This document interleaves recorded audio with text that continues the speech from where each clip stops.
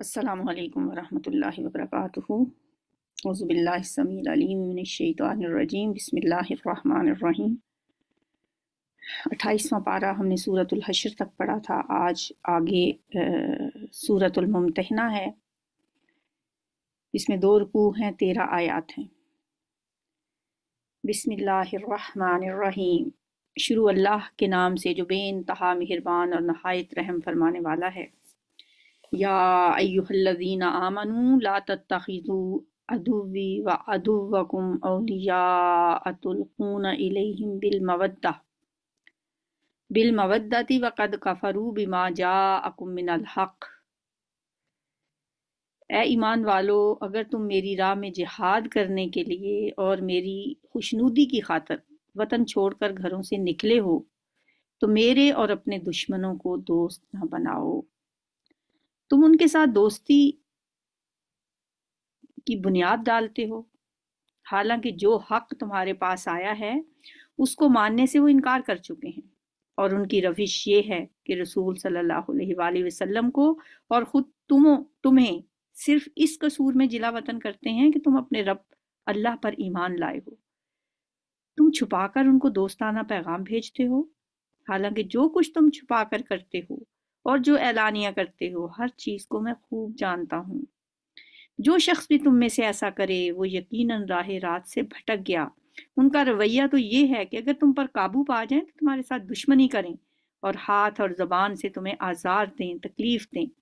وہ تو یہ چاہتے ہیں کہ تم کسی طرح کافر ہو جاؤ۔ قیامت کے دن نہ تمہاری رشتہ داریاں کسی کام آئیں گی اور نہ تمہاری اولاد۔ الفاظ بتا رہے ہیں کہ اللہ تعالیٰ تنبیہ کر رہے ہیں، ایک ڈانٹ کا عنصر پایا جاتا ہے اس میں، اور مفسرین کہتے ہیں کہ یہ آیات اس وقت نازل ہوئیں جب فتح مکہ سے پہلے حضرت حاطب بن ابی بلتہ نے مشرکین مکہ کے نام ایک خط لکھا تھا۔ جیسا کہ آپ کو میں نے پہلے بتایا تھا کہ صلح حدیبیہ 6 ہجری میں ہوئی اور وہ ایک فتح مبین قرار پائی۔ 7 ہجری میں خیبر فتح ہوا اور 8 ہجری میں مشرکین مکہ نے خود ہی معاہدہ حدیبیہ توڑ دیا، اور نبی صلی اللہ علیہ وسلم نے مکہ کی طرف پیش قدمی کی، خفیہ طور پر تیاریاں شروع کر دیں۔ آپ نے ان کو بالکل خفیہ رکھا تھا۔ ایون کہ حضرت ابوبکر صدیق نے حضرت عائشہ صدیقہ سے پوچھا کہ ستو پیس رہی ہو تو کدھر کی تیاری ہے؟ تو انہوں نے فرمایا نبی صلی اللہ علیہ وسلم نے یہ نہیں بتایا کہ کدھر جانا ہے۔ یعنی یہاں تک اس بات کو خفیہ رکھا گیا، لیکن پھر بھی ایسی باتیں نکل ہی جاتی ہیں۔ حضرت حاطب بن ابی بلتہ جو تھے صحابی ہیں، بدری صحابی ہیں، ان کے بچے مکہ میں تھے، مطلب بیوی بچوں کی محبت میں انہوں نے ابو سفیان کے نام ایک خط لکھ دیا جس میں یہ بتا دیا کہ مکہ پہ حملہ ہونے والا ہے۔ ان کے ذہن میں یہ ہوگا کہ اگر میں اتنا سا احسان ابو سفیان پہ کر دوں تو اس موقع پہ وہ میرے اہل خانہ کی حفاظت کریں گے، اور قبل از وقت دشمنوں کو مطلع کر دیا کہ رسول صلی اللہ علیہ وسلم مکہ پر چڑھائی کرنے والے ہیں۔ تو اس وجہ سے اللہ تعالیٰ فرما رہے ہیں کہ تم ان سے محبت کے پینگے بڑھا رہے ہو جو اگر تم پہ قابو پا لیں تو تمہارے ساتھ دشمنی کریں اور ہاتھ اور زبان سے تمہیں تکلیف دیں، جنہوں نے تمہیں اس وجہ سے مکہ سے نکال دیا کہ تم اللہ پہ ایمان لائے ہو، تم ان سے دوستی کے دعوے کرتے ہو، اور آخر میں فرمایا یہ رشتہ داریاں کسی کام نہیں آئیں گی، یعنی دنیا کے تمام رشتے تعلقات اور رابطے وہاں توڑ دیے جائیں گے۔ ہر شخص اپنی ذاتی حیثیت میں پیش ہوگا اور ہر ایک کو اپنا ہی حساب دینا پڑے گا۔ اس لیے دنیا میں کسی شخص کو بھی کسی قرابت، کسی دوستی یا کسی اولاد کی محبت کی خاطر کوئی ناجائز کام نہیں کرنا چاہیے، کیونکہ اپنے کیے کی سزا اس کو خود بھگتنی ہوگی اور اس کی ذاتی ذمہ داری ہوگی، اس پہ کوئی دوسرا شریک نہیں ہوگا، نہ اولاد، نہ ماں باپ اور نہ کوئی بیوی۔ اس روز اللہ تمہارے درمیان جدائی ڈال دے گا اور وہی تمہارے اعمال کا دیکھنے والا ہے۔ واللہ بما تعملون بصیر۔ تمہارے درمیان اس دن اللہ تعالیٰ جدائی ڈال دے گا، یعنی تمہارے رشتے ناتے اس دن ختم ہو جائیں گے۔ تم لوگوں کے لیے ابراہیم علیہ السلام اور اس کے ساتھیوں میں ایک اچھا نمونہ ہے۔ قد کانت لکم اسوۃ حسنۃ فی ابراہیم، کہ انہوں نے اپنی قوم سے صاف کہہ دیا تھا کہ ہم تم سے اور تمہارے ان معبودوں سے جن کو تم اللہ کو چھوڑ کر پوجتے ہو قطعی بیزار ہیں۔ ہم نے تم سے کفر کیا، یعنی کفر کیا یعنی نہ تمہیں حق پر مانتے ہیں اور نہ تمہارے دین کو، اور ہمارے اور تمہارے درمیان ہمیشہ کے لیے دشمنی ہو گئی اور بہر پڑ گیا جب تک اللہ واحد پر تم ایمان نہ لا۔ مگر ابراہیم علیہ السلام کا اپنے باپ سے یہ کہنا اس سے مستثنا ہے کہ میں آپ کے لیے مغفرت کی درخواست ضرور کروں گا، اور اللہ سے آپ کے لیے کچھ حاصل کر لینا میرے بس میں نہیں ہے۔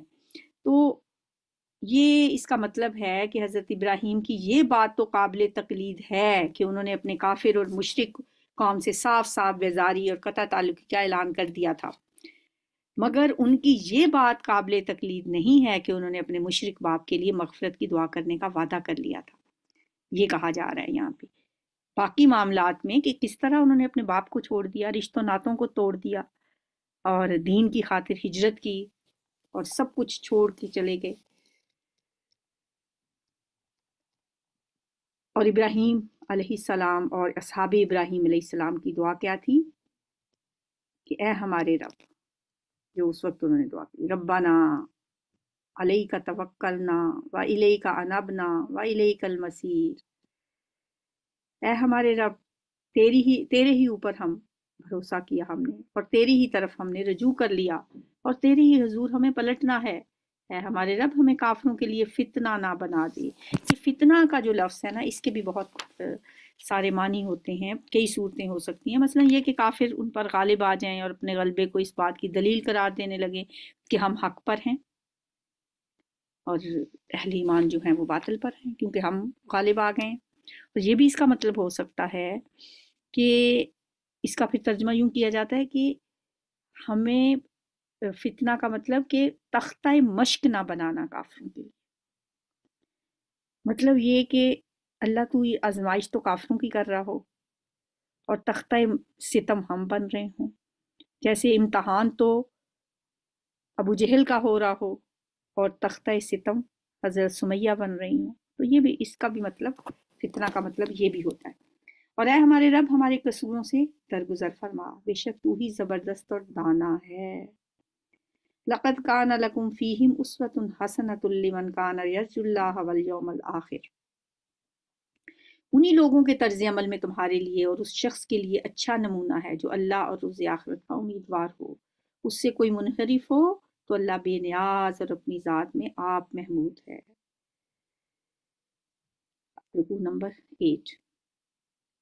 عسى الله أن يجعل بينكم وبين الذين عاديتم منهم مودة، بعید نہیں کہ اللہ کبھی تمہارے اور ان لوگوں کے درمیان محبت ڈال دے جن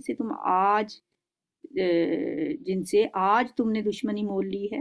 اللہ بڑی قدرت رکھتا ہے اور بڑا غفور الرحیم ہے، یعنی ہو سکتا ہے کہ اللہ تعالیٰ کبھی ایسا وقت کوئی لے آئے کہ آج جن لوگوں سے قطع تعلق کرنے کی تلقین کی جا رہی ہے، کافر رشتہ داروں سے یا ان سے اہل مکہ سے، ساتھ ہی امید بھی دلائی کہ ایسا وقت بھی آ سکتا ہے جب تمہارے یہی رشتہ دار مسلمان ہو جائیں اور آج جو دشمنی ہے کل یہ محبت میں اور دوستی میں بدل جائے۔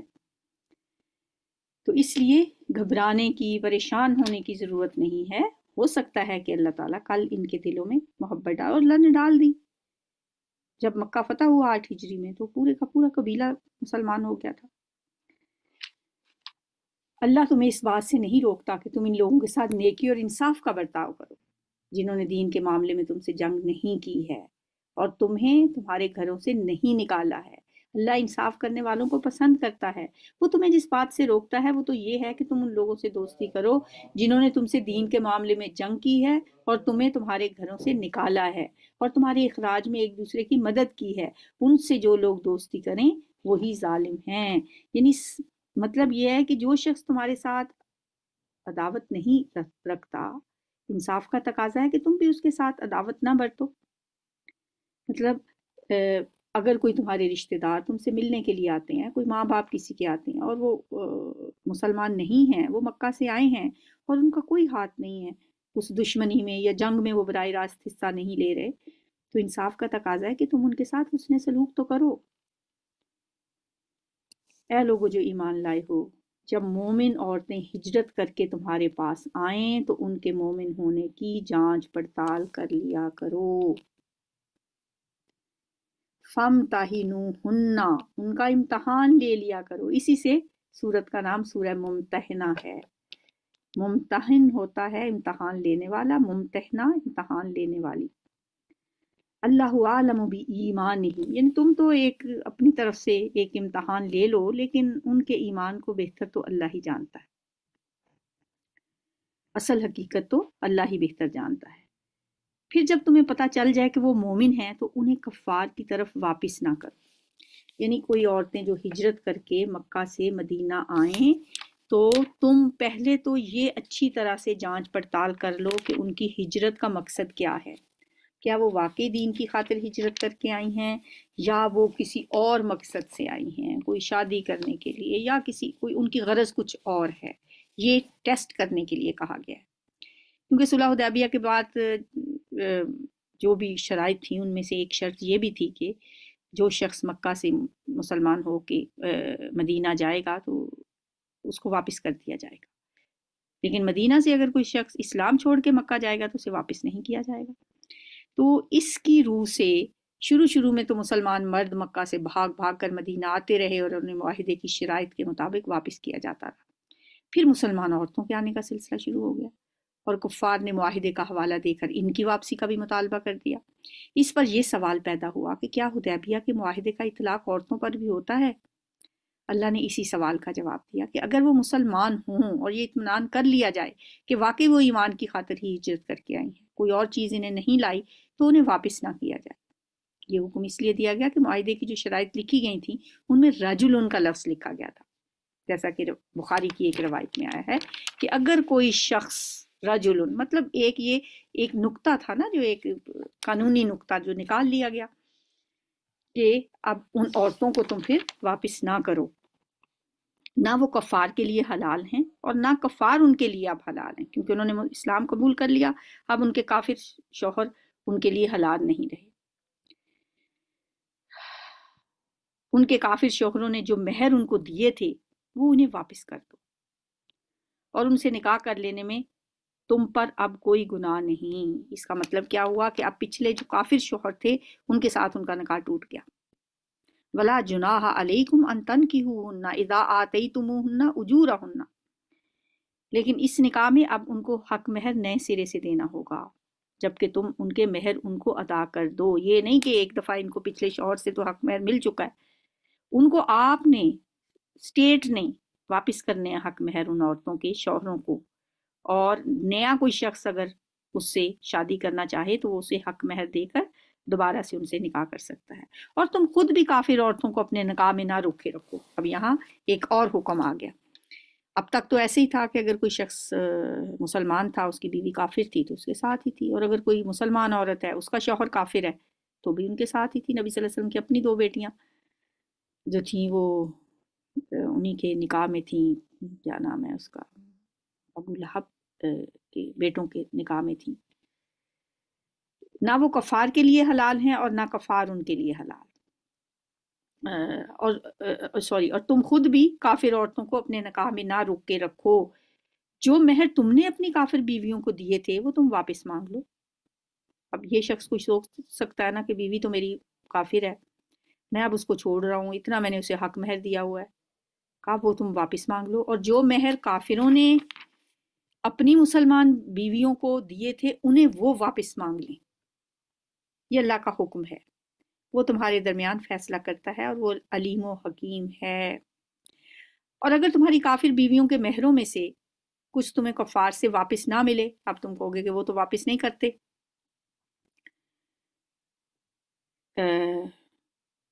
مطلب بیوی کو تو چھوڑنا پڑا لیکن وہ جو حق مہر دیا ہوا ہے وہ واپس نہیں مل رہا، اور پھر تمہاری نوبت آئے تو جن لوگوں کی بیویاں ادھر رہ گئی ہیں ان کو اتنی رقم ادا کر دو جو ان کے دیے ہوئے مہروں کے برابر ہے، یعنی مال غنیمت میں سے۔ اور اس اللہ سے ڈرتے رہو جس پر تم ایمان لائے ہو۔ واتقوا اللہ الذی انتم بہ مؤمنون۔ یا ایھا النبی اذا جاءک المؤمنات یبایعنک علی الا یشرکن باللہ شیئا۔ اے نبی صلی اللہ علیہ وسلم، جب تمہارے پاس مومن عورتیں بیعت کرنے کے لیے آئیں اور اس بات کا عہد کریں کہ وہ اللہ کے ساتھ کسی چیز کو شریک نہ کریں گی، چوری نہ کریں گی، زنا نہیں کریں گی، اپنی اولاد کو قتل نہیں کریں گی، اپنے ہاتھ پاؤں کے آگے کوئی بہتان گھڑ کر نہیں لائیں گی، اور کسی جائز حکم میں تمہاری نافرمانی نہیں کریں گی، تو ان سے بیعت لے لو اور ان کے حق میں اللہ سے دعائے مغفرت کرو، یقیناً اللہ درگزر فرمانے والا اور رحم کرنے والا ہے۔ یہ آیت فتح مکہ سے کچھ عرصہ پہلے نازل ہوئی تھی۔ اس کے بعد جب مکہ فتح ہوا تو قریش کے لوگ چوک در چوک حضور صلی اللہ علیہ وسلم سے بیعت کرنے کے لیے حاضر ہونے لگے۔ آپ نے مردوں سے کوہ صفا پر خود بیعت لی اور حضرت عمر کو اپنی طرف سے حکم دیا کہ وہ عورتوں سے بیعت لیں اور ان باتوں کا اقرار کرائیں جو اس آیت میں بیان ہوئی ہیں۔ پھر مدینہ واپس تشریف لے جا کر آپ نے ایک مکان میں انصار کی خواتین کو جمع کرنے کا حکم دیا اور حضرت عمر کو ان سے بیعت لینے کے لیے بھیجا۔ یعنی ان باتوں پہ عورتیں بیعت کریں گی۔ جو بہتان کی بات ہے، اس میں بھی دو قسم کے بہتان مراد ہیں۔ ایک یہ کہ کوئی عورت دوسری عورتوں پر غیر مردوں سے ملنے کی کوئی تہمتیں لگائے اور اس طرح کے قصے لوگوں میں پھیلائے، اس پہ بھی وہ بیعت کرے گی کہ میں ایسے بہتان کسی پہ نہیں لگاؤں گی۔ دوسرا یہ کہ کوئی عورت اپنے شوہر کو یقین دلائے کہ یہ بچہ تمہارا ہے جبکہ وہ بچہ کسی اور کا ہو، تو یہ بھی ایک بہتان کی صورت ہے۔ تو ایسی ساری باتوں پر، اپنی اولاد کو قتل نہیں کریں گی، چوری نہیں کریں گی، شرک نہیں کریں گی، ان ساری باتوں پہ عورتوں سے بھی بیعت لے لو۔ نبی صلی اللہ علیہ وسلم کو یہ حکم دیا جا رہا ہے۔ یا ایھا الذین آمنوا لا تتولوا قوما غضب اللہ علیہم قد یئسوا من الآخرۃ کما یئس الکفار من اصحاب القبور۔ اے ایمان والو، ان لوگوں کو دوست نہ بناؤ جن پر اللہ نے غضب فرمایا ہے، جو آخرت سے اسی طرح مایوس ہو گئے ہیں جس طرح قبروں میں پڑے ہوئے کافر مایوس ہیں۔ یہ 13 آیات کی صورت تھی، اور اس میں جو شروع کا واقعہ تھا، شاید تھوڑی سی اس کی میں اور وضاحت کر دیتی ہوں کہ جو حضرت حاطب بن ابی بلتہ نے خط لکھا تھا اس کا پھر کیا ہوا۔ ایک سارہ نامی عورت مکہ سے مدینہ آئی۔ وہ گانے بجانے کی والی کوئی مغنیہ عورت تھی، اس زمانہ جاہلیت میں گا بجا کے وہ لوگوں سے لیتی تھی پیسے۔ تو اب جب وہ واپس آئی ادھر مکہ اور آ کے اس نے کوئی مدد طلب کی، تو نبی صلی اللہ علیہ وسلم سے یا دوسرے لوگوں سے اس نے کہا، تو اس سے پوچھا گیا کہ بھئی اب وہ تمہارے گانے سننے والے کدھر گئے؟ اس نے کہا جب سے بدر ہوئی ہے، جنگ بدر کے بعد اب گانے سننے والا وہاں کوئی نہیں رہا، وہاں تو ہر گھر میں ایسے ہی ہے کہ لوگ ماتم کی شکل میں ہوتے ہیں، اب کوئی نہیں میرے گانے سنتا۔ تو نبی صلی اللہ علیہ وسلم فرمایا ایسے کچھ دے دلا کے رخصت کر دو۔ جب وہ جانے لگی تو حضرت حاطب بن ابی بلتہ جو تھے ان کو کچھ علم ہوگا کہ نبی صلی اللہ علیہ وسلم مکہ پہ چڑھائی کرنے کی تیاری کر رہے ہیں، اور ان کے اہل خانہ مکہ میں تھے، تو انہوں نے ایک خط لکھ کے سارہ کو دیا، کچھ پیسے دیے ہوں گے کہ یہ جا کے خفیہ طور پر ابو سفیان کے حوالے کر دے۔ اس نے وہ خط جوڑے میں چھپا لیا اور وہ نکل گئی۔ ابھی وہ روضہ کاخ ایک جگہ ہے وہیں پہ پہنچی تھی کہ اللہ تعالیٰ نے نبی صلی اللہ علیہ وسلم کو مطلع کر دیا، اور آپ نے اپنے کچھ صحابہ کو بھیجا کہ اس جگہ پہ ایک عورت آپ کو ملے گی، جائیں اور اس سے خط لے کر آئیں، اگر وہ نہ دے تو جس طریقے سے بھی مرضی خط نکلوانا ہے اس سے لے کے آ گئے۔ بہرحال اسے تھوڑی سی جب ڈانٹ ٹپٹ کی گئی تو اس نے جوڑے سے خط نکال کے دے دیا اور بتا بھی دیا کہ حاطب بن ابی بلتہ نے مجھے دیا ہے۔ نبی صلی اللہ علیہ وسلم نے جب ان کو بلایا، حضرت عمر رضی اللہ تعالیٰ عنہ تو بہت جوشیلے تھے، وہ تو تلوار نکال کے کھڑے ہو گئے کہ میں ابھی ان کا سر قلم کرتا ہوں۔ آپ نے فرمایا نہیں۔ ان سے پوچھا گیا، انہوں نے کہا یا رسول اللہ، نہ تو میں منافق ہوا ہوں، نہ میں دین سے پھر گیا ہوں، بس بچوں کی، اہل خانہ کی محبت میں مجھ سے یہ قصور ہو گیا۔ اپنی غلطی کا اعتراف کیا، معافی مانگی۔ نبی صلی اللہ علیہ وسلم نے فرمایا یہ بدری صحابی ہیں، جنگ بدر میں جنہوں نے حصہ لیا تھا، اللہ تعالیٰ نے بدری صحابہ کے اگلے پچھلے سارے گناہ معاف کر دیے، اور اس طرح اللہ تعالیٰ نے بھی ان کو معاف کر دیا۔ اور اس آیت کے آخر میں بھی پھر یہی الفاظ ہیں کہ اللہ تعالیٰ نے ان کو معاف کر دیا۔ یعنی آیت جب ختم ہوتی ہے نا، وہاں پہ کچھ اس طرح کی بات میرا خیال ہے کہ اللہ تعالیٰ معاف کرنے والا ہے۔ بہرحال یہ تھا اس صورت سے ریلیٹڈ ایک واقعہ. اب آ جاتے ہیں ہم اگلی صورت پہ. اگلی صورت صف ہے، مدنی صورت ہے، 2 رکوع ہیں، 14 آیات ہیں. بسم اللہ الرحمن الرحیم. سبح للہ ما فی السماوات و ما فی الارض وہو العزیز الحکیم. شروع اللہ کے نام سے جو بے انتہا مہربان اور نہایت رحم فرمانے والا ہے.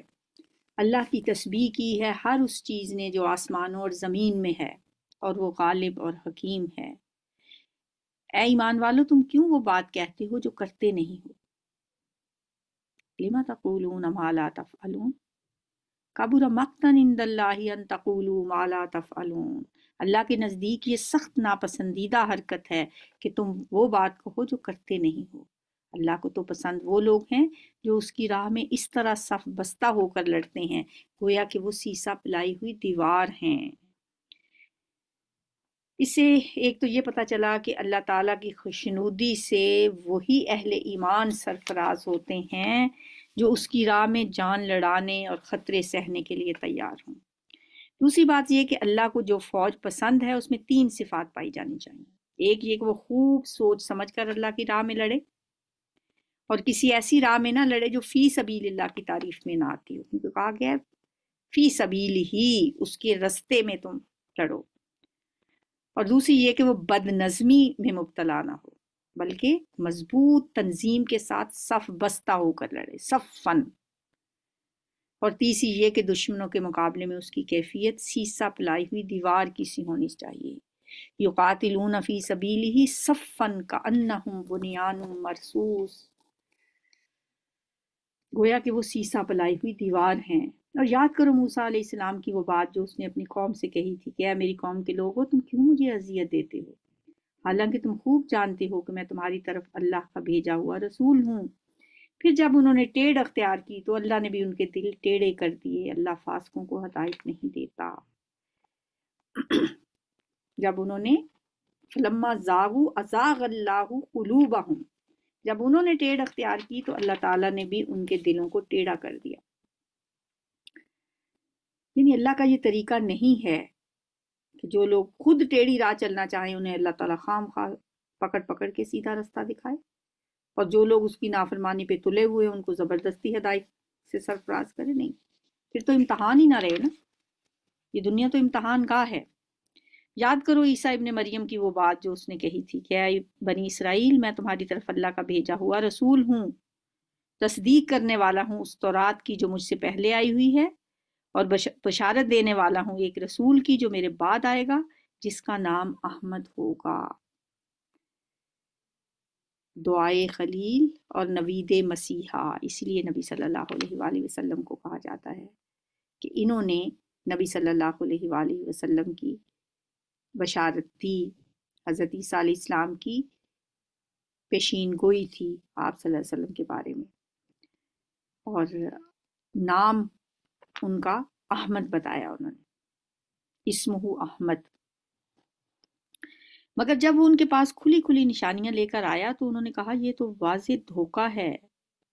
سحر ان کا مطلب جادو بھی ہوتا ہے، دھوکہ بھی ہوتا ہے.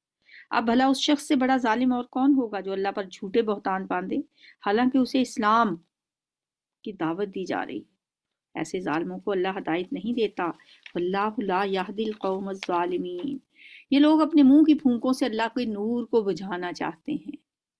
یریدون لیطفئوا نور اللہ بافواہہم واللہ متم نورہ ولو کرہ الکافرون. اور اللہ کا فیصلہ یہ ہے کہ وہ اپنے نور کو پورا پھیلا کر رہے گا. نور خدا ہے، کفر کی حرکت پہ خندزن پھونکوں سے یہ چراغ بجھایا نہ جائے گا. ولو کرہ الکافرون، خواہ کافروں کو یہ کتنا ہی ناگوار ہو. وہی تو ہے جس نے اپنے رسول کو ہدایت اور دین حق کے ساتھ بھیجا.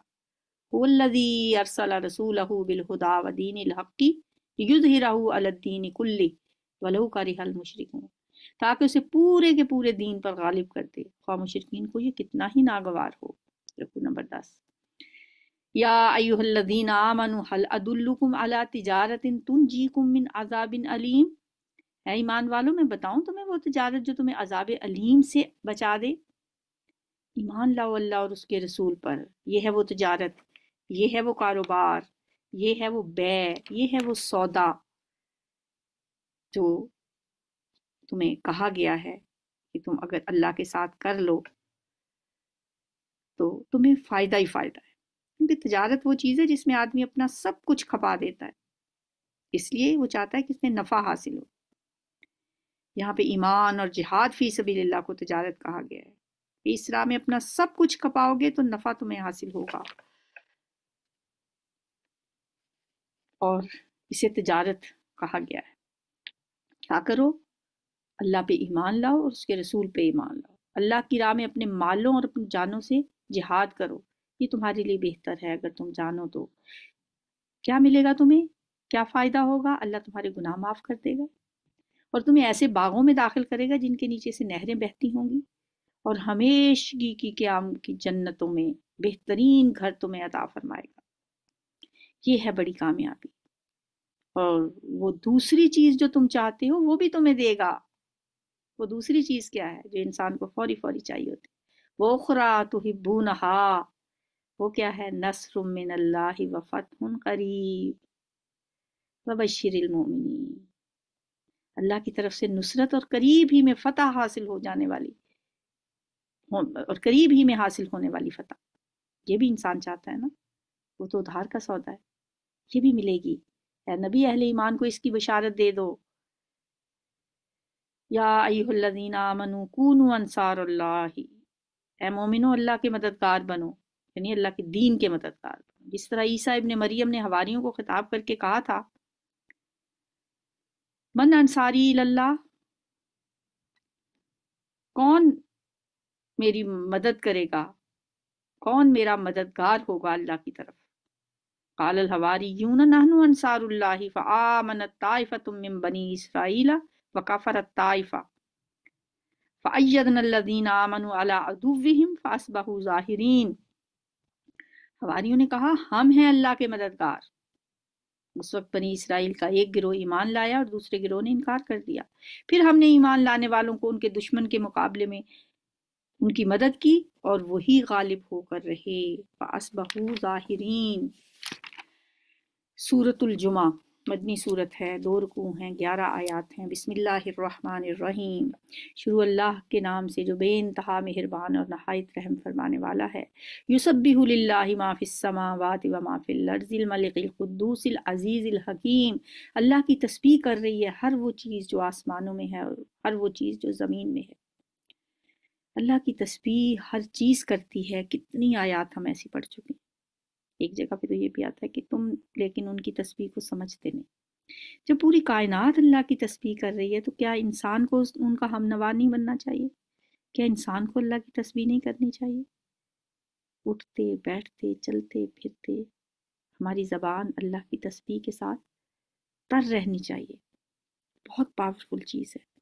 قرآن میں ہی ہم نے پڑھا کہ حضرت یونس علیہ السلام مچھلی کے پیٹ میں اگر تسبیح نہ کرتے قیامت تک مچھلی کے پیٹ میں ہی رہتے۔ انہوں نے پھر تسبیح کی نا اللہ کی، لا الہ الا انت سبحانک انی کنت من الظالمین۔ هو الذی بعث فی الامیین رسولا منہم یتلو علیہم آیاتہ ویزکیہم ویعلمہم الکتاب والحکمہ وَإِن كَانُوا مِن قَبْلُ لَفِي ضَلَالٍ مُبِينٍ۔ وہی ہے جس نے امیوں کے اندر ایک رسول خود انہی میں سے اٹھایا۔ امی کا لفظ جو ہے نا، یہ یہودی اصطلاح ہے، اور وہ کہا کرتے تھے حقارت کے ساتھ، عربوں کو امی کہا کرتے تھے اور اپنے مقابلے میں انہیں کمتر سمجھتے تھے۔ تو فرمایا انہی امیوں میں اللہ نے ایک رسول اٹھایا، اور وہ خود نہیں آ گیا بلکہ اس کا اٹھانے والا وہ خود ہے جو کائنات کا بادشاہ ہے، زبردست اور حکیم ہے، جس کی قوت سے لڑ کر یہ لوگ اپنا ہی کچھ بگاڑیں گے، اس کا کچھ نہیں بگاڑ سکتے۔ اس نے بھیجا ہے، اور ایسا رسول ہے جو انہیں اس کی آیات سناتا ہے۔ یہ مقاصد نبوت جہاں پھر بیان کر دیے گئے۔ ان کی زندگی संवारता ہے، ان کو کتاب و حکمت کی تعلیم دیتا ہے، حالانکہ اس سے پہلے وہ کھلی گمراہی میں پڑے ہوئے تھے۔ اور اس رسول کی بعثت ان دوسرے لوگوں کے لیے بھی ہے جو ابھی ان سے نہیں ملے ہیں، یعنی جو بعد میں آنے والے ہیں، کیونکہ نبی صلی اللہ علیہ وآلہ وسلم کی رسالت کچھ عرب قوم تک تو محدود نہیں تھی۔ آپ نے تو اللہ نے آپ سے کیا کہلوایا، یا ایھا الناس انی رسول اللہ علیکم جمیعا، تمام دنیا کے انسانوں میں تم سب کی طرف رسول بنا کے بھیجا گیا، ان تمام قوموں اور نسلوں کے لیے بھی آپ رسول بن کر آئے، جو بھی آ کر اہل ایمان میں شامل نہیں ہوئے، مگر آگے قیامت تک آنے والی جو نسلیں ہیں آپ سب کی طرف رسول ہیں۔ اللہ زبردست اور حکیم ہے، یہ اس کا فضل ہے، جسے چاہتا ہے دیتا ہے، اور وہ بڑا فضل فرمانے والا ہے۔ جن لوگوں کو تورات کا حامل بنایا گیا تھا مگر انہوں نے اس کا بار نہیں اٹھایا، مثل الذین حملوا التوراۃ ثم لم يحملوها، ان کی مثال ایک گدھے کی سی ہے جس پر کتابیں لدی ہوئی ہیں، اس سے بھی زیادہ بری مثال ہے ان لوگوں کی جنہوں نے اللہ کی آیات کو جھٹلا دیا ہے، ایسے ظالموں کو اللہ ہدایت نہیں دیا کرتا ہے۔ یعنی ان کا حال گدھے سے بھی بدتر ہے، وہ تو سمجھ بوجھ نہیں رکھتا اس لیے معذور ہے، مگر یہ سمجھ بوجھ رکھتے ہیں، تورات کو پڑھتے پڑھاتے ہیں، اس کے معنی سے ناواقف نہیں ہیں، پھر بھی یہ اس کی ہدایت سے انحراف کرتے ہیں اور اس نبی کو ماننے سے انکار کر رہے ہیں جو تورات کی روح سے سراسر حق ہے۔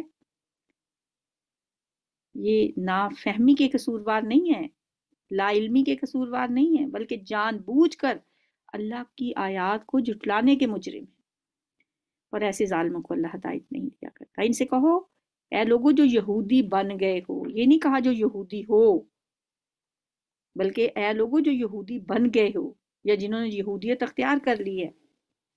اس کی وجہ یہ کہ اصل دین جو موسیٰ علیہ السلام اور ان سے پہلے اور بعد کے انبیاء لائے تھے وہ تو اسلام ہی تھا، ان انبیاء میں سے کوئی بھی یہودی نہیں تھا، اور نہ ان کے زمانے میں یہودیت پیدا ہوئی تھی، یہ مذہب اس نام کے ساتھ تو بہت بعد کی پیداوار ہے، اس لیے فرمایا جو یہودی بن گئے ہو۔ اگر تمہیں یہ گھمنڈ ہے کہ باقی سب لوگوں کو چھوڑ کر بس تم ہی اللہ کے بڑے چہیتے ہو، بڑے لاڈلے ہو، بڑے محبوب ہو، تو موت کی تمنا کیوں نہیں کرتے؟ فتمنوا الموت ان کنتم صادقین، اگر تم اپنے اس دعوے میں سچے ہو، لیکن یہ ہرگز اس کی تمنا نہ کریں گے اپنے ان اعمال کی وجہ سے جو یہ کر چکے ہیں، اور اللہ ان ظالموں کو خوب جانتا ہے۔ ان سے کہو جس موت سے تم بھاگتے ہو وہ تو تمہیں آ کر رہے گی، پھر تم اس کے سامنے پیش کیے جاؤ گے جو پوشیدہ اور ظاہر کا جاننے والا ہے، اور وہ تمہیں بتا دے گا کہ تم کیا کچھ کرتے رہے ہو۔ رکوع نمبر 12۔ یہ اگلی آیات جو ہیں یہ نماز جمعہ کے متعلق ہیں۔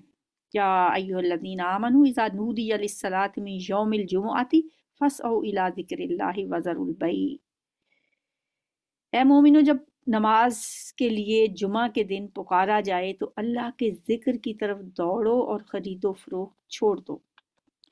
آج بھی الحمدللہ جمعۃ الوداع ہے، رمضان المبارک کا آخری جمعہ ہے، اور ہم سورہ جمعہ ہی پڑھ رہے ہیں۔ خرید و فروخت چھوڑ دو اور نماز جمعہ کی طرف دوڑو۔ دوڑنے کا یہ مطلب نہیں ہے کہ دوڑ دوڑ کے جاؤ، مطلب یہ ہے کہ ہمیشہ جلدی جلدی پہنچنے کی کوشش کرو۔ اور خرید و فروخت چھوڑنے کا مطلب صرف یہی نہیں ہے کہ جو خرید و فروخت کر رہے ہیں وہ چھوڑیں گے، بلکہ نماز کے لیے جانے کی فکر اور اہتمام کے سوا اور کوئی مصروفیت تمہارے آڑے نہیں آنی چاہیے۔ جمعہ کی اذان کے بعد تجارت، کچھ بھی خریدنا بیچنا علماء کہتے ہیں حرام ہے۔ جب جمعہ کی اذان ہو جائے فوراً دکانیں بند کر دینے چاہیے، نہ خریدنے والے رہیں نہ بیچنے والے ہوں، یہ تمہارے لیے زیادہ بہتر ہے اگر تم جانو تو۔ پھر جب نماز پوری ہو جائے تو زمین میں پھیل جاؤ اور اللہ کا فضل تلاش کرو، اور اللہ کو کثرت سے یاد کرو، شاید کہ تمہیں فلاح نصیب ہو جائے۔ اب یہ جو کہا گیا ہے کہ جب نماز ختم ہو جائے تو تم زمین میں پھیل جاؤ، اس کا یہ مطلب بھی نہیں ہے کہ ضروری ہے کہ نماز جمعہ کے بعد لازمی جا کے آپ نے کوئی دکان کھولنی ہی ہے، کیونکہ جمعہ کی اذان سن کر سب کاروبار چھوڑ دینے کا حکم دیا گیا تھا۔ اس لیے فرمایا گیا کہ نماز ختم ہونے کے بعد اب تمہیں اجازت ہے، منتشر ہو جاؤ، جہاں جانا چاہو، کاروبار کرو، جو بھی کرو، اور اس سے یہ مطلب لینا کہ نہیں لازمی طور پہ کاروبار کرنا ہے، جمعے والے دن چھٹی نہیں ہو سکتی. کچھ لوگ جو اس سے یہ مطلب بھی لیتے ہیں، یہ اس کا مطلب نہیں ہے. اس کا مطلب یہ بالکل ایسے ہی ہے جیسے کہ حالت احرام میں شکار کی ممانعت کرنے کے بعد فرمایا وَإِذَا حَلَلْتُمْ فَاصْطَادُوا، جب تم احرام کھول دو تو شکار کرو. تو اس کا یہ مطلب تو نہیں ہے کہ ضرور شکار کرنا ہے، بلکہ یہ کہ اس کے بعد تم شکار کر سکتے ہو. یہاں بھی یہی ہے کہ تم کاروبار کر سکتے ہو. اور جب انہوں نے تجارت اور کھیل تماشا ہوتے دیکھا تو اس کی طرف لپک گئے. یہ ایک واقعے کی طرف اشارہ ہے. اور تمہیں کھڑا چھوڑ دیا. ان سے کہو جو کچھ اللہ کے پاس ہے وہ اس کھیل تماشے اور تجارت سے بہتر ہے، اور اللہ سب سے بہتر رزق دینے والا ہے. یہ مدینے کے ابتدائی زمانے کا واقعہ ہے. شام سے ایک تجارتی قافلہ عین نماز جمعہ کے وقت آیا اور اس نے ڈھول تاشے بجانے شروع کر دیے تاکہ بستی کے لوگ اس کو پتہ چل جائے، اس کی آمد کی اطلاع ہو جائے. رسول اللہ صلی اللہ علیہ وسلم اس وقت خطبہ ارشاد فرما رہے. جب ڈھول تاشوں کی آوازیں سنی لوگوں نے وہ بے چین ہو گئے، اور کہا جاتا ہے 12 آدمیوں کے سوا باقی سارے لوگ جمعہ کی نماز سے پہلے خطبے میں سے اٹھ کر باہر چلے گئے. دیکھ لیں تھے تو وہ بھی انسان ہی. اب یہاں پہ اس واقعے کی طرف اشارہ کیا. اب یہ جو اللہ تعالیٰ نے آخر میں یہ فرمایا ہے کہ جو کچھ اللہ کے پاس ہے وہ کھیل تماشے اور تجارت سے بہتر ہے، اور اللہ سب سے بہتر رزق دینے والا ہے. اس سے یہ اب پتہ چلتا ہے کہ صحابہ سے جو یہ غلطی ہوئی تھی اس کی نوعیت کیا تھی. نعوذ باللہ اس کی وجہ ایمان کی کمی نہیں تھی اور آخرت پر دنیا کی دانستہ ترجیح نہیں تھی.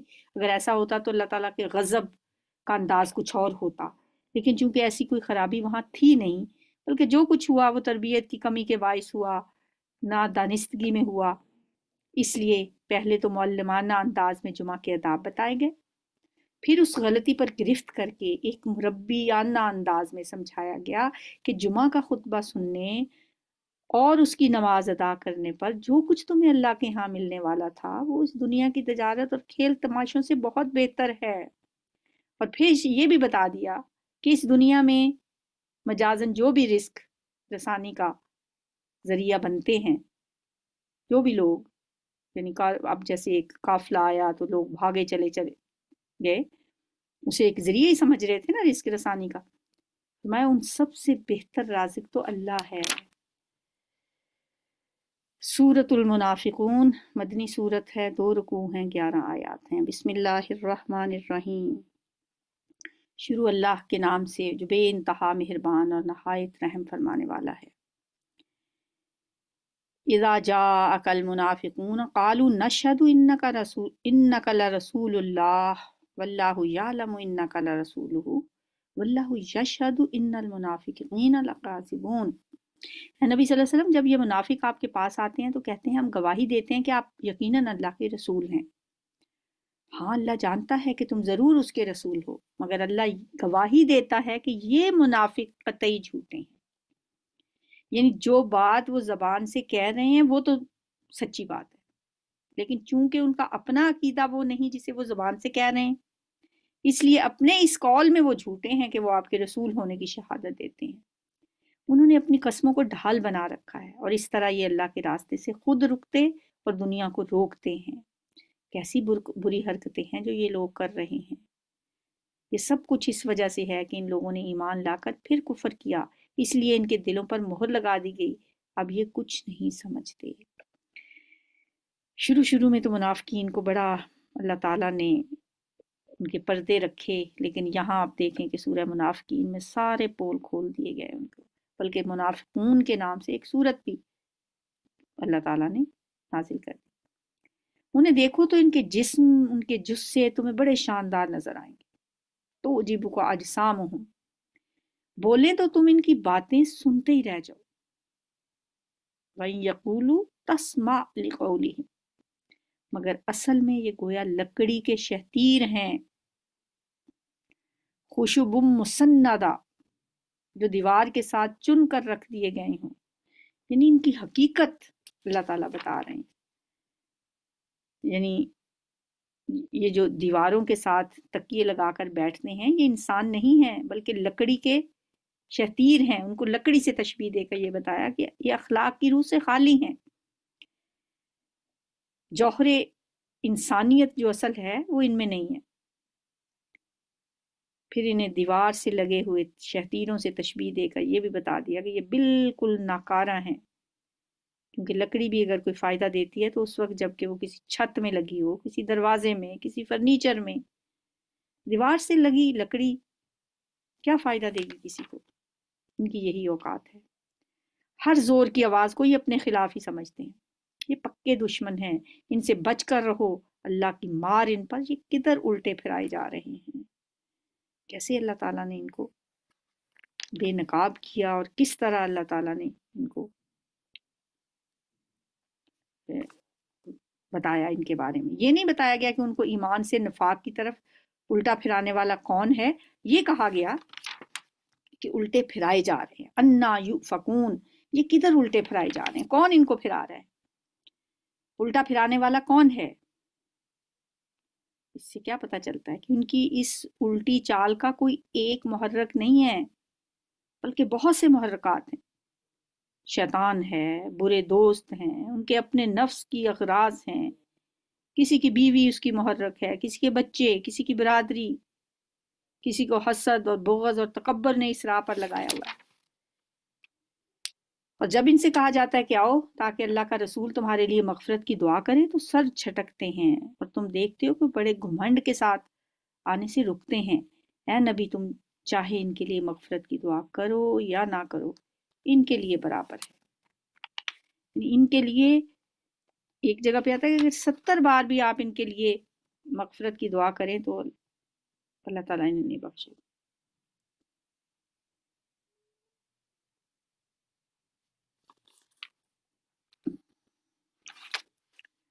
لن یغفر اللہ لہم ان اللہ لا یہدی القوم الفاسقین.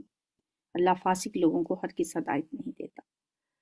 یہ وہی لوگ ہیں جو کہتے ہیں کہ رسول کے ساتھیوں پر خرچ کرنا بند کر دو تاکہ یہ منتشر ہو جائیں، حالانکہ زمین و آسمانوں کے خزانے سب کا مالک اللہ ہے. مگر یہ منافق سمجھتے نہیں ہیں. یہ کہتے ہیں کہ ہم مدینہ واپس جائیں تو جو عزت والا ہے وہ ذلیل کو وہاں سے نکال باہر کرے گا. یہ اس نے کہا تھا عبداللہ بن ابی نے. حالانکہ عزت تو اللہ اور اس کے رسول اور مومنین کے لیے ہے، مگر یہ منافق جانتے نہیں ہیں. رکوع نمبر 14. اے ایمان والو، تمہارے مال اور تمہاری اولادیں تمہیں اللہ کی یاد سے غافل نہ کر دیں. لا تلہکم اموالکم ولا اولادکم عن ذکر اللہ، کیونکہ یہی چیز مال و اولاد ہی انسان کو اللہ کے ذکر سے غافل کرتی ہے. جو لوگ ایسا کریں وہی خسارے میں رہنے والے ہیں. جو رزق ہم نے تمہیں دیا ہے اس میں سے خرچ کرو قبل اس کے کہ تم میں سے کسی کی موت کا وقت آ جائے اور اس وقت وہ کہے کہ اے میرے رب، کیوں نہ تو نے مجھے تھوڑی سی مہلت اور دے دی کہ میں صدقہ دیتا، صالح لوگوں میں شامل ہو جاتا. حالانکہ جب کسی کی مہلت عمل پوری ہونے کا وقت آ جاتا ہے تو اللہ کسی شخص کو ہرگز مزید مہلت نہیں دیتا، اور جو کچھ تم کرتے ہو اللہ اس سے باخبر ہے. واللہ خبیر بما تعملون. سورۃ التغابن مدنی سورت ہے، 2 رکوع ہیں، 18 آیات ہیں. بسم اللہ الرحمن الرحیم. شروع اللہ کے نام سے جو بے انتہا مہربان اور نہایت رحم فرمانے والا ہے.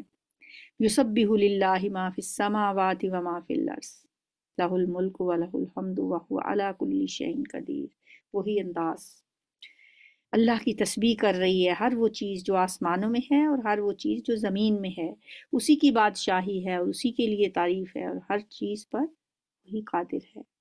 وہی ہے جس نے تم کو پیدا کیا، پھر تم میں سے کوئی کافر ہے اور کوئی مومن. فمنکم کافر ومنکم مومن واللہ بما تعملون بصیر. اور اللہ وہ سب کچھ دیکھ رہا ہے جو تم کرتے ہو.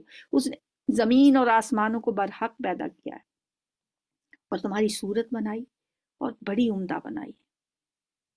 خلق السماوات والارض بالحق وصورکم فاحسن صورکم. واقعی انسان اللہ کی تخلیقات میں سے ایک شاہکار ہے اور اسی کی طرف آخر کار تمہیں پلٹنا ہے. زمین اور آسمانوں کی ہر چیز کا اسے علم ہے. جو کچھ تم چھپاتے ہو اور جو کچھ تم ظاہر کرتے ہو سب اس کو معلوم ہے، اور وہ دلوں کا حال تک جانتا ہے. واللہ علیم بذات الصدور۔ کیا تمہیں ان لوگوں کی کوئی خبر نہیں پہنچی جنہوں نے اس سے پہلے کفر کیا اور پھر اپنی شامت اعمال کا مزہ چکھ لیا، اور آگے ان کے لیے ایک دردناک عذاب ہے۔ اس انجام کے مستحق وہ اس لیے ہوئے کہ ان کے پاس ان کے رسول کھلی کھلی دلیلیں اور نشانیاں لے کر آتے رہے، مگر انہوں نے کہا کیا انسان ہمیں ہدایت دیں گے؟ اس طرح انہوں نے ماننے سے انکار کر دیا اور منہ پھیر لیا۔ تب اللہ بھی ان سے بے پرواہ ہو گیا، اور اللہ تو ہے ہی بے نیاز اور اپنی ذات میں آپ محمود۔ منکرین نے بڑے دعوے سے کہا ہے کہ وہ مرنے کے بعد ہرگز دوبارہ نہ اٹھائے جائیں گے۔ ان سے کہو نہیں، میرے رب کی قسم تم ضرور اٹھائے جاؤ گے۔ اب یہاں یہ بات ذہن میں آتی ہے کہ ایک منکر آخرت کے لیے آخر اس سے کیا فرق پڑتا ہے کہ آپ اسے آخرت کے آنے کی خبر قسم کھا کے دیں یا قسم کھائے بغیر دے دیں؟ وہ جب اس چیز کو مانتا ہی نہیں تو محض اس بنا پر کیسے مان لے گا کہ آپ قسم کھا کر اس سے یہ بات کہہ رہے ہیں؟ دراصل رسول اللہ کے مخاطب وہ لوگ تھے جو اپنے ذاتی علم اور تجربے کی بنا پر یہ بات خوب جانتے تھے کہ آپ نے کبھی عمر بھر جھوٹ نہیں بولا۔ اس لیے چاہے زبان سے وہ آپ کے خلاف کیسے ہی بہتان گھڑتے رہے ہوں، اپنے دلوں میں وہ تصور بھی نہیں کر سکتے تھے کہ ایسا سچا انسان کبھی خدا کی قسم کھا کر وہ بات کہہ سکتا ہے جس کے بعد حق ہونے کا اسے یقین اور علم نہ ہو۔ ابو جہل کیا کہا کرتا تھا کہ اے محمد صلی اللہ علیہ وآلہ وسلم، میں تمہیں جھوٹا نہیں کہتا، لیکن تمہاری تعلیمات پہ میرا دل نہیں ٹھہرتا۔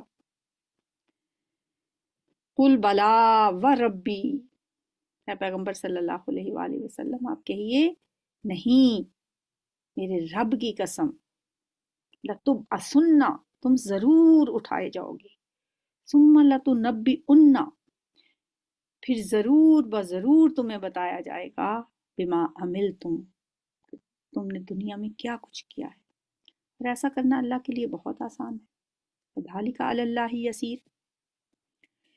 پس ایمان لاؤ اللہ پر اور اس کے رسول پر اور اس روشنی پر جو ہم نے نازل کی ہے۔ جو کچھ تم کرتے ہو اللہ اس سے باخبر ہے۔ اس کا پتہ تمہیں اس روز چلے گا جب اجتماع کے دن وہ تم سب کو اکٹھا کرے گا۔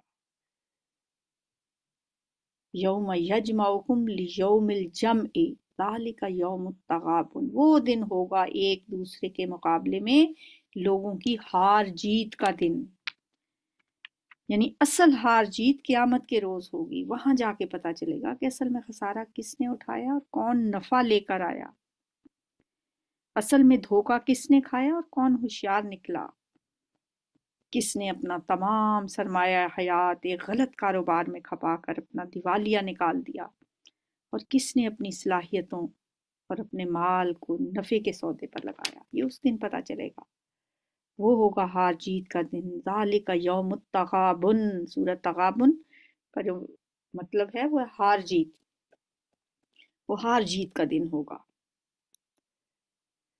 جو اللہ پر ایمان لایا ہے اور نیک عمل کرتا ہے، اللہ اس کے گناہ جھاڑ دے گا اور اسے ایسی جنتوں میں داخل کرے گا جن کے نیچے نہریں بہتی ہوں گی۔ یہ لوگ ہمیشہ ہمیشہ ان میں رہیں گے، یہی بڑی کامیابی ہے۔ یہ جیتنے والے لوگ یہ ہوں گے۔ اور جن لوگوں نے کفر کیا ہے اور ہماری آیات کو جھٹلایا ہے، وہ دوزخ کے باشندے ہوں گے جس میں وہ ہمیشہ رہیں گے، اور وہ بدترین ٹھکانہ ہے۔ رکوع نمبر 16۔ کوئی مصیبت کبھی نہیں آتی مگر اللہ کے حکم سے ہی آتی ہے۔ جو شخص اللہ پہ ایمان رکھتا ہو، اللہ اس کے دل کو ہدایت بخشتا ہے۔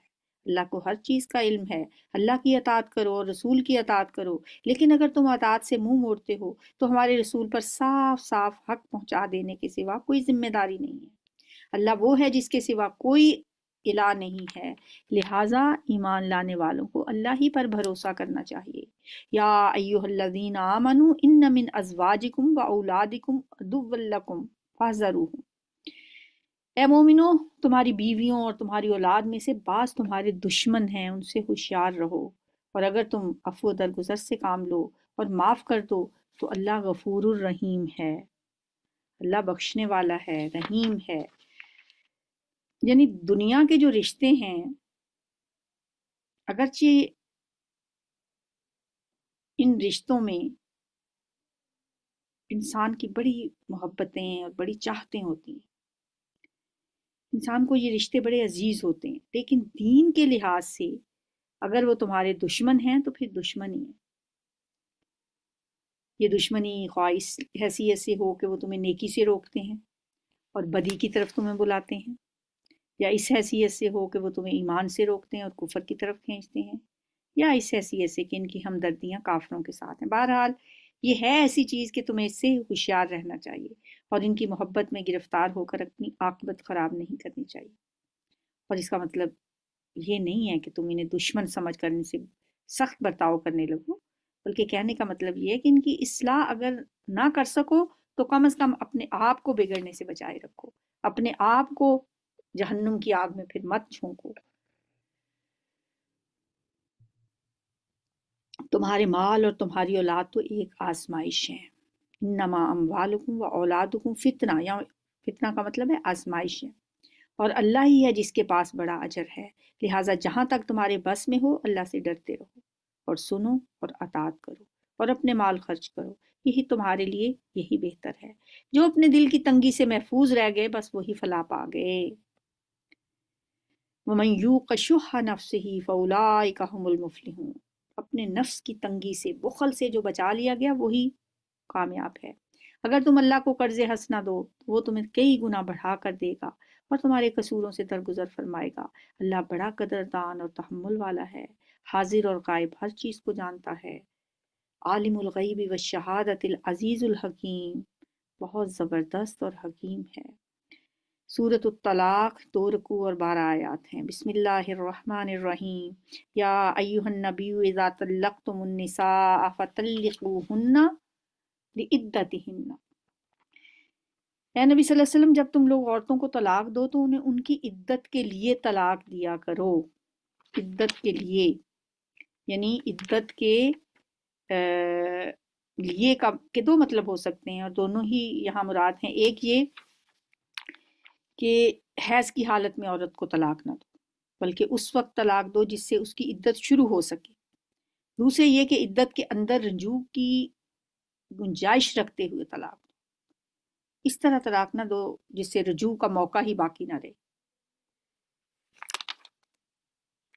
وَأَحْصُوا الْعِدَّةَ، اور عدت کے زمانے کا ٹھیک ٹھیک شمار کرو. وَاتَّقُوا اللَّهَ رَبَّكُمْ، اور اللہ سے ڈرو جو تمہارا رب ہے. زمانہ عدت میں نہ تم انہیں ان کے گھروں سے نکالو اور نہ وہ خود نکلیں. یعنی طلاق کو کھیل نہ سمجھو کہ طلاق کا اہم معاملہ پیش آنے کے بعد یہ بھی یاد نہ رکھا جائے کہ طلاق کب دی تھی، کب عدت شروع ہوئی اور کب اس کو ختم ہونا ہے. جب طلاق دی جائے تو اس کے وقت اور تاریخ کو یاد رکھنا چاہیے، بلکہ لکھنا چاہیے، اور یہ بھی یاد رکھنا چاہیے کہ کس حالت میں عورت کو طلاق دی گئی ہے. اور مرد بھی غصے میں آ کر عورت کو گھر سے نہ نکالے اور نہ عورت خود ہی بگڑ کر گھر چھوڑ کر چلی جائے.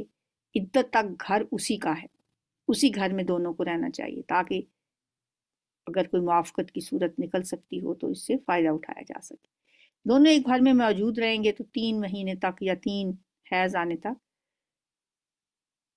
اس کے مواقع بار بار آئیں گے کہ ہو سکتا ہے کہ کوئی صلح کی کوئی نہ کوئی صورت نکل آئے. یہ اللہ تعالیٰ کی مقرر کردہ حدود ہیں. ہاں، نہ عورتیں گھر سے خود نکلیں، ہاں مگر یہ کہ وہ کسی واضح برائی یعنی بے حیائی کی مرتکب ہوں، پھر ان کو گھر سے نکالا جا سکتا ہے. بد چلنی کی مرتکب ہوں یا زمانہ عدت میں لڑتی جھگڑتی رہتی ہوں یا بد زبانی کرتی ہوں تو یہ ایک ایکسیپشنل صورت ہے، ورنہ انہیں عدت کا جو ٹائم پیریڈ ہے وہ شوہر کے گھر میں ہی رہ کے پورا کرنا چاہیے. یہ اللہ کی مقرر کردہ حدود ہیں، اور جو کوئی اللہ کی حدوں سے تجاوز کرے گا وہ اپنے اوپر ظلم کرے گا. وَتِلْكَ حُدُودُ اللَّهِ وَمَن يَتَعَدَّ حُدُودَ اللَّهِ فَقَدْ ظَلَمَ نَفْسَهُ. تم نہیں جانتے شاید اس کے بعد اللہ موافقت کی کوئی صورت پیدا کرتے. پھر جب وہ اپنی عدت کی مدت کے خاتمے پر پہنچیں تو انہیں یا بھلے طریقے سے اپنے نکاح میں روک لو یا بھلے طریقے سے ان سے جدا ہو جاؤ. فَامْسِكُوهُنَّ بِمَعْرُوفٍ أَوْ فَارِقُوهُنَّ بِمَعْرُوفٍ. اور 2 ایسے آدمیوں کو گواہ بنا لو جو تم میں سے صاحب عدل ہوں. اور اے گواہ بننے والوں، گواہی ٹھیک ٹھیک اللہ کے لیے ادا کرو۔ یہ باتیں ہیں جن کی تم لوگوں کو نصیحت کی جاتی ہے، اور اس شخص کو جو اللہ اور آخرت کے دن پر ایمان رکھتا ہو، جو کوئی اللہ سے ڈرتے ہوئے کام کرے گا، اللہ اس کے لیے مشکلات سے نکلنے کا کوئی راستہ پیدا کر دے گا۔ یہ بہت اہم آیت ہے، اور یہ ضروری نہیں ہے کہ یہ صرف اس کا تعلق خانگی زندگی سے ہی متعلق ہو، پوری زندگی پر محیط ہے۔ وَمَن يَتَّقِ اللَّهَ يَجْعَل لَّهُ مَخْرَجًا، جو شخص اللہ سے ڈرتا ہے، اللہ تعالیٰ ہر مشکل سے نکلنے کا اس کے لیے کوئی نہ کوئی سبب بنا ہی دیتا ہے، اور اسے ایسے راستے سے رزق دے گا جدھر اس کا گمان بھی نہ جاتا ہو۔ وَيَرْزُقْهُ مِنْ حَيْثُ لَا يَحْتَسِبُ وَمَن يَتَوَکَّلْ عَلَى اللَّهِ فَهُوَ حَسْبُهُ، اور جو کوئی اللہ پر بھروسہ کرے، اللہ پہ توکل کرے، اس کے لیے وہ کافی ہے۔ اللہ اپنا کام پورا کر کے رہتا ہے، اللہ نے ہر چیز کے لیے ایک تقدیر مقرر کر رکھی ہے۔ اور تمہاری عورتیں جو حیض سے مایوس ہو چکی ہوں، ان کے معاملے میں اگر مطلب جو بوڑھی ہیں، بہت زیادہ ہیں، 50 سے زیادہ ان کی عمر ہے، اور ان کو اب حیض کا معاملہ تو نہیں ہے، تو تم لوگوں کو کوئی شک لاحق ہے تو تمہیں معلوم ہو کہ ان کی عدت 3 مہینے ہے، پھر 3 حیض نہیں 3 مہینے ہوگی، اور یہی حکم ان کا ہے جنہیں ابھی حیض نہ آیا ہو، یعنی کم سن لڑکیاں جو ہیں ان کا بھی اسی طرح سے ہوگا۔ اور حاملہ عورتوں کی عدت کی حد یہ ہے کہ ان کا وضع حمل ہو جائے، وہ اگلے ہی دن بھی ہو سکتا ہے، اور اس کے لیے 8-9 مہینے بھی لگ سکتے ہیں۔ جو شخص اللہ سے ڈرے اس کے معاملے میں وہ سہولت پیدا کر دیتا ہے، اللہ تعالیٰ یعنی اس کے لیے سہولت پیدا کر دیتا ہے۔ مَن یتق اللہ یجعل لہ من امرہ یسرا، آسانیاں پیدا کر دیتا ہے۔ یہ اللہ کا حکم ہے، اس نے تمہاری طرف نازل کیا ہے۔ جو اللہ سے ڈرے گا، اللہ اس کی برائیوں کو اس سے دور کر دے گا، اس کو بڑا اجر دے گا۔ ان کو زمانہ عدت میں اسی جگہ رکھو جہاں تم رہتے ہو، جیسی کچھ بھی جگہ تمہیں میسر ہو، اور انہیں تنگ کرنے کے لیے ان کو نہ ستاؤ۔ دیکھو عورتوں کے حقوق کا اللہ تعالیٰ نے کتنا خیال رکھا ہے۔ اور اگر وہ حاملہ ہوں تو ان پر اس وقت تک خرچ کرتے رہو جب تک ان کا وضع حمل نہ ہو جائے۔ پھر اگر وہ تمہارے لیے بچے کو دودھ پلائیں تو ان کی اجرت انہیں دو، اور بھلے طریقے سے اجرت کا معاملہ باہمی مشورے سے طے کر لو۔ لیکن اگر تم نے اجرت طے کرنے میں ایک دوسرے کو تنگ کیا تو بچے کو کوئی اور عورت دودھ پلا لے گی، یعنی کہ ضروری نہیں ہے کہ وہ ماں سے ہی دودھ پلانا ہے، کوئی اور عورت بھی رکھی جا سکتی ہے۔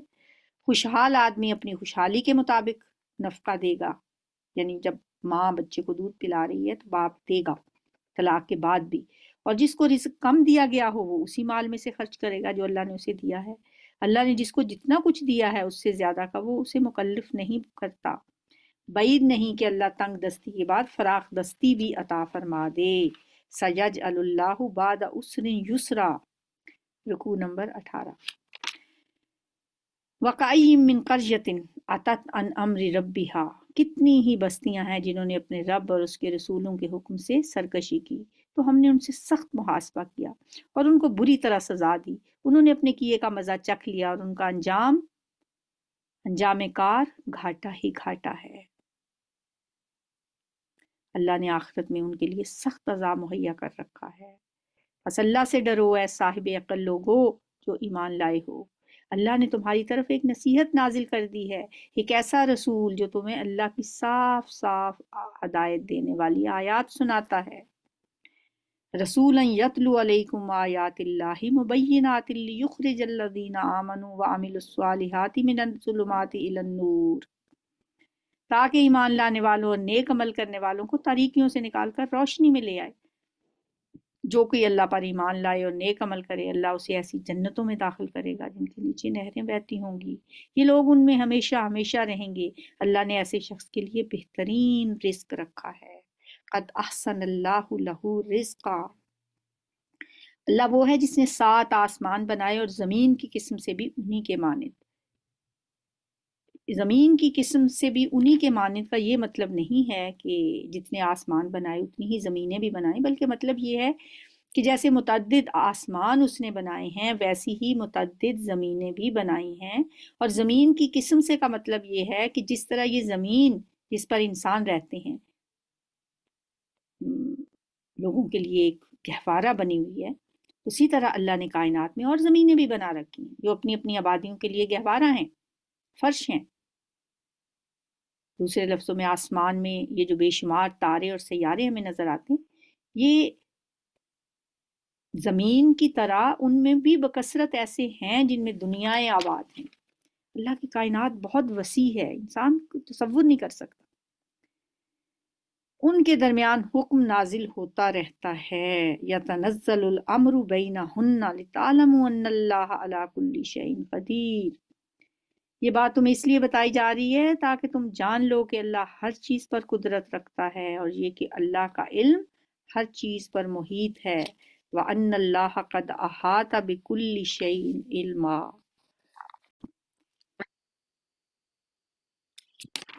سورہ تحریم مدنی صورت ہے، 2 رکوع اور 12 آیات ہیں۔ بسم اللہ الرحمن الرحیم۔ یا ایھا النبی لم تحرم ما احل اللہ لک تبتغی مرضات ازواجک واللہ غفور الرحیم۔ اے نبی صلی اللہ علیہ وآلہ وسلم، تم کیوں اس چیز کو حرام کرتے ہو جو اللہ نے تمہارے لیے حلال کی ہے؟ کیا اس لیے کہ تم اپنی بیویوں کی خوشی چاہتے ہو؟ اللہ معاف کرنے والا اور رحم فرمانے والا ہے، واللہ غفور الرحیم۔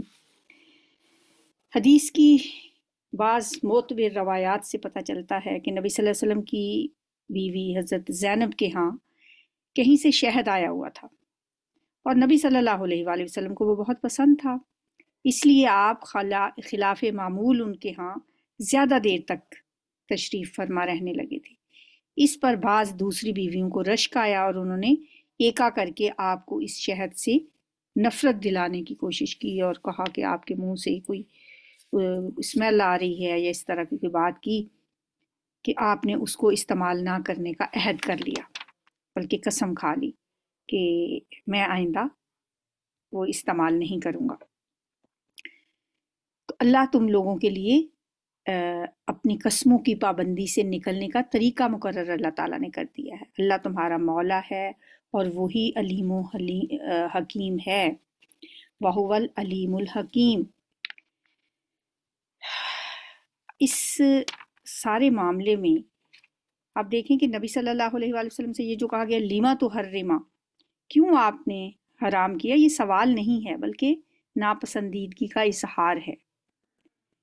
نبی صلی اللہ علیہ وسلم سے یہ پوچھنا مقصد نہیں ہے کہ آپ نے یہ کام کیوں کیا ہے، بلکہ آپ کو اس پر متنبہ کرنا ہے کہ اللہ کی حلال کی ہوئی چیز کو اپنے اوپر حرام کرنے کا جو فعل آپ سے سرزد ہوا ہے وہ اللہ کو پسند نہیں آیا، کیونکہ آپ ایک عام انسان نہیں ہیں، آپ اللہ کے رسول ہیں۔ آپ کی کسی چیز کو اپنے اوپر حرام کرنے سے یہ خطرہ بھی پیدا ہو سکتا ہے کہ امت بھی اس چیز کو اپنے لیے حرام سمجھ لے یا کم از کم مکروہ سمجھنے لگے۔ اور آپ نے محض بیویوں کو خوش کرنے کے لیے ایک حلال چیز اپنے لیے حرام کر لی تھی، اس وجہ سے اللہ تعالیٰ نے آپ کو اس بات پہ متنبہ کیا ہے، اور یہ کہا ہے کہ کفارہ دے کر قسموں کی پابندی سے نکلنے کا جو طریقہ اللہ نے سورہ مائدہ میں بتایا ہے اس کے مطابق عمل کر کے آپ اس عہد کو توڑ دیں جو آپ نے ایک حلال چیز کو اپنے اوپر حرام کرنے کے لیے کہا ہے، کہ اللہ نے تم لوگوں کے لیے اپنی قسموں کی پابندی سے نکلنے کا طریقہ مقرر کر دیا ہے۔ قد فرض اللہ لکم تحلۃ ایمانکم واللہ مولاکم وہو العلیم الحکیم۔ وَإِذْ أَسَرَّ النَّبِيُّ إِلَىٰ بَعْضِ أَزْوَاجِهِ حَدِيثًا، اور یہ معاملہ بھی قابل غور ہے کہ نبی صلی اللہ علیہ وسلم نے ایک بات اپنی ایک بیوی سے راز میں کہی تھی، پھر جب اس بیوی نے کسی اور پر وہ راز ظاہر کر دیا اور اللہ نے نبی صلی اللہ علیہ وسلم کو اس کی اطلاع دے دی تو نبی نے اس پر کسی حد تک اس بیوی کو خبردار کیا اور کسی حد تک اسے درگزر کیا۔ پھر جب نبی نے اسے افشائے راز کی یہ بات بتائی تو اس نے پوچھا آپ کو اس کی کس نے خبر دی؟ فلما نبأها به قالت من انبأك هذا، آپ کو یہ کس نے بتایا؟ قال نبأني العلیم الخبیر، آپ نے فرمایا کہ مجھے اس نے خبر دی ہے جو سب کچھ جانتا ہے اور خوب باخبر ہے، یعنی یہ مجھے اس علیم ہستی نے خبر دی ہے۔ اگر تم دونوں اللہ سے توبہ کرتی ہو تو یہ تمہارے لیے بہتر ہے۔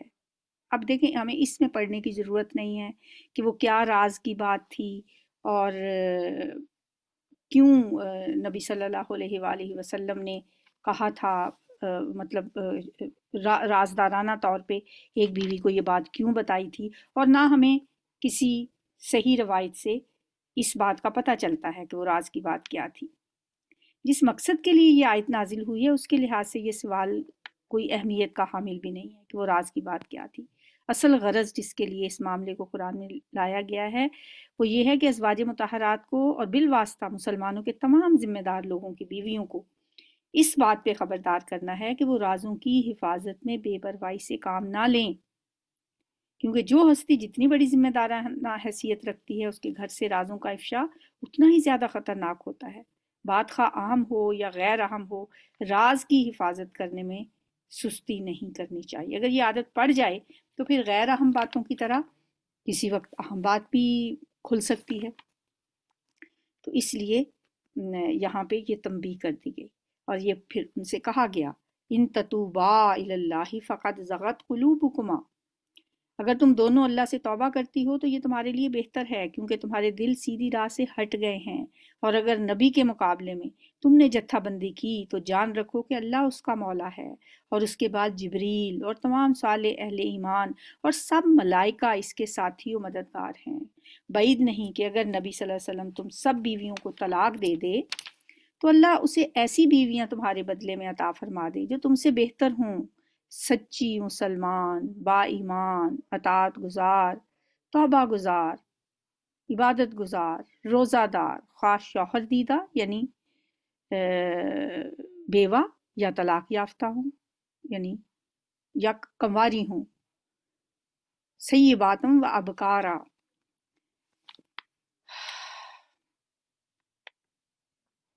اچھا، بعض حضرت عمر کی روایت کے مطابق حضرت عائشہ اور حضرت حفصہ جو ہیں نا وہ دونوں امہات المومنین تھیں یہ، اور یہاں پہ جو سیدھی راہ سے ہٹ جانے کا جو مطلب ہے جو حضرت عمر ہی نے بیان کیا ہے وہ یہ ہے کہ یہ دونوں بیویاں حضور صلی اللہ علیہ وسلم کے ساتھ کچھ زیادہ جرت سے پیش آنے لگی تھیں۔ ان میں ایک تو حضرت عمر کی اپنی بیٹی تھی، اس بات کو اللہ نے ناپسند فرمایا اور انہیں تنبیہ کر دی، اے لوگو جو ایمان لائے ہو، یا ایھا الذین آمنوا قوا انفسکم واہلیکم نارا، اے ایمان والو اپنے آپ کو اور اپنے گھر والوں کو اس آگ سے جس کا ایندھن انسان اور پتھر ہوں گے اس سے بچاؤ، جس پر نہایت سخت مزاج اور سخت گیر فرشتے مقرر ہوں گے جو کبھی اللہ کے حکم کی نافرمانی نہیں کرتے، اور جو حکم بھی انہیں دیا جاتا ہے اسے بجا لاتے ہیں۔ اس وقت کہا جائے گا کہ اے کافرو، آج معذرتیں پیش نہ کرو، تمہیں تو ویسا ہی بدلہ دیا جا رہا ہے جیسے تم عمل کر رہے تھے۔ لا تعتذروا اليوم انما تجزون ما کنتم تعملون، رکوع نمبر 20۔ یا ایھا الذین آمنوا توبوا الی اللہ توبۃ نصوحا، اے مومنو اللہ سے توبہ کرو خالص توبہ، بعید نہیں کہ اللہ تمہاری برائیاں دور کر دے اور تمہیں ایسی جنتوں میں داخل کر دے جن کے نیچے نہریں بہہ رہی ہوں گی۔ یہ وہ دن ہوگا جب اللہ اپنے نبی کو اور ان لوگوں کو جو اس کے ساتھ ایمان لائے ہیں رسوا نہ کرے گا۔ ان کا نور ان کے آگے آگے اور ان کی دائیں جانب دوڑ رہا ہوگا، اور وہ کہہ رہے ہوں گے کہ اے ہمارے رب، ہمارا نور ہمارے لیے مکمل کر دے، واغفر لنا، اور ہمیں بخش دے، انک علی کل شیء قدیر، تو ہر چیز پر قدرت رکھتا ہے۔ یا ایھا النبی جاہد الکفار والمنافقین واغلظ علیہم ومأواہم جہنم وبئس المصیر، اے نبی کفار اور منافقین سے جہاد کرو اور ان کے ساتھ سختی سے پیش آؤ، ان کا ٹھکانہ جہنم ہے اور وہ بہت برا ٹھکانہ ہے۔ ضرب اللہ مثلا للذین کفروا امرأۃ نوح وامرأۃ لوط، اللہ کافروں کے معاملے میں نوح علیہ السلام اور لوط علیہ السلام کی بیویوں کو بطور مثال پیش کرتا ہے۔ وہ ہمارے دو صالح بندوں کی زوجیت میں تھیں، مگر انہوں نے اپنے ان شوہروں سے خیانت کی اور وہ اللہ کے مقابلے میں ان کے کچھ بھی کام نہ آ سکے۔ حضرت نوح علیہ السلام کی بیوی بھی اپنے شوہر کے ساتھ سنسیئر نہیں تھیں، اور حضرت لوط علیہ السلام کی بیوی تو اپنی قوم کے ساتھ ہی ملی ہوئی تھی۔ مطلب جو خیانت کی بات کی گئی ہے وہ اس کا یہ مطلب نہیں ہے کہ وہ بدکاری کی مرتکب نہیں تھی، یہ اس معنی میں ہے کہ انہوں نے ایمان کی راہ میں حضرت نوح اور حضرت لوط کا ساتھ نہیں دیا، بلکہ ان کے مقابلے میں دشمنان دین کا ساتھ وہ دیتی نہیں، اور وہ اللہ کے مقابلے میں ان کے کچھ بھی کام نہ آ سکے۔ دونوں سے کہہ دیا گیا کہ جاؤ، آگ میں جانے والوں کے ساتھ تم بھی چلی جاؤ، اور اہل ایمان کے معاملے میں اللہ فرعون کی بیوی کی مثال پیش کرتا ہے، جبکہ اس نے دعا کی، رب ابن لی عندک بیتن فی الجنہ، اے میرے رب اپنے پاس میرے لیے جنت میں ایک گھر بنا دے، اور مجھے فرعون اور اس کے عمل سے بچا لے، اور ظالم قوم سے مجھے نجات دے دے، ونجنی من فرعون وعملہ ونجنی من القوم الظالمین۔ اور عمران کی بیٹی مریم کی مثال اللہ دیتا ہے، جس نے اپنی شرمگاہ کی حفاظت کی تھی، پھر ہم نے اس کے اندر اپنی طرف سے روح پھونک دی، اور اس نے اپنے رب کے ارشادات اور اس کی کتابوں کی تصدیق کی، اور وہ اطاعت گزار لوگوں میں سے تھی۔ وصدقت بکلمات ربہا وکتبہ وکانت من القانتین، اور وہ فرما بردار لوگوں میں سے تھی۔ جس مقصد کے لیے حضرت مریم کو یہاں مثال میں پیش کیا گیا ہے وہ یہ ہے کہ کنوار پنے میں ان کو معجزے سے حاملہ کر کے اللہ نے انہیں ایک شدید آزمائش میں ڈال دیا تھا، مگر انہوں نے صبر کے ساتھ اللہ کی مرضی کے آگے سر جھکا دیا۔ یہاں پہ ہمارا 28واں پارہ مکمل ہوتا ہے۔ یا ربی لک الحمد کما ینبغی لجلال وجہک وعظیم سلطانک، اللہم صلی وسلم علی نبینا محمد، ربنا آتنا فی الدنیا حسنہ وفی الآخرۃ حسنہ وقنا عذاب النار، سبحانک اللہم وبحمدک، نشہد ان لا الہ الا انت، نستغفرک ونتوب الیک۔ السلام علیکم ورحمۃ اللہ۔